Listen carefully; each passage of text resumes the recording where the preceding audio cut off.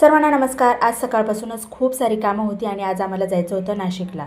तर त्यामुळे मी दळण वगैरे सगळं काही करून ठेवलेलं होतं आणि घरातली सगळी आवरासावर पण करायची होती, कारण 8-1 दिवसांसाठी आम्हाला नाशिकला जायचं होतं उन्हाळी वाळवणासाठी। तर आता हळूहळू काहीतरी पापड कुरड्या हे सगळं करावं तर लागणारच होतं आणि शुभ्राच्या पप्पांना तसाही अजिबात वेळ नव्हता दळण वगैरे दळून आणण्यासाठी, तर त्यामुळे आज मीच दळायला गेलेली होती। तर सकाळी लवकर केलं ना की जास्त गर्दी नसते आणि तसंही सकाळी 10-11च्या दरम्यानच मी निघालेली होती आणि मुलांनाही आता सुट्ट्या लागलेल्या आहेत।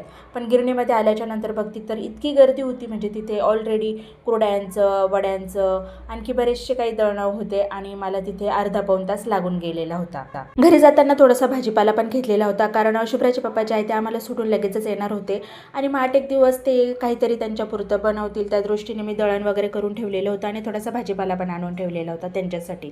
तर घरी येताना मुलांनी आईस्क्रीम आणायला सांगितलेली होती, तर छान आईस्क्रीम घेतलेली होती आणि मग घरी आल्याच्या नंतर आम्ही सगळ्यांनी मिळून छान आईस्क्रीम खाल्ली। त्यानंतर लगेचच निघण्याची तयारी केलेली होती। तर ही जी आईस्क्रीम आहे ही आमच्या घरामध्ये सगळ्यांना आवडते आणि तिच्यामध्ये ह्या छान अशा जेरी, त्यानंतर कॅडबरीज आणि काही ड्रायफ्रूट असतात, तर मुलं आवडीने खातात आणि मुलांसोबत आपण पण आवडीने खातो।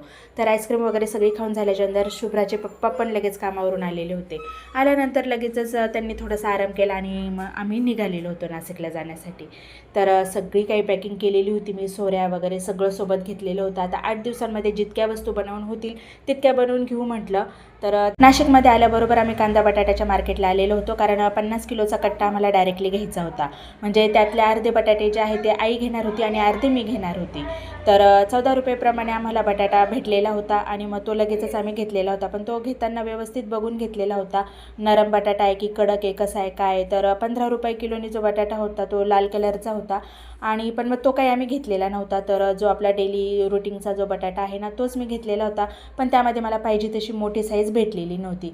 पण असो, आता इतका वेळही नव्हता आमच्याकडे, तर चालू मी पटकन ते बटाटे सगळे घेतलेले होते आणि घेऊन मग लगेचच घरी आलेलो होतो। तर घरी आल्याच्या नंतर आमचा चहा पाणी सगळ्या गोष्टी झाल्या, सामान वगैरे उतरवलं आणि मग लगेचच चिप्स करायला घेतलेले होते, कारण वेळ खूप लागणार होता आणि जवळजवळ 30-35 किलोचे नुसते चिप्स होते, म्हणजे माझे, माधुरीच्या आईच्या, आमच्या असे 3 जणींचे ते चिप्स होते।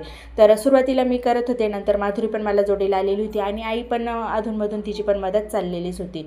तर स्वयंपाक ह्या ते सगळ्या गोष्टी सांभाळून आम्ही सगळ्या गोष्टी करत होतो। तर लगेचच दुसऱ्या दिवशी हे असे चिप्स आमचे झाल्याच्या नंतर 7 वाजताच आम्ही लागलेलो होतो कामाला।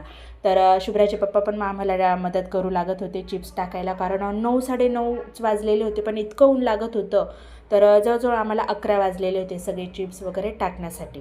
चला, तर व्हिडिओ आवडल्यास लाईक करायला विसरू नका। भेटूया पुढील ब्लॉगमध्ये। बाय।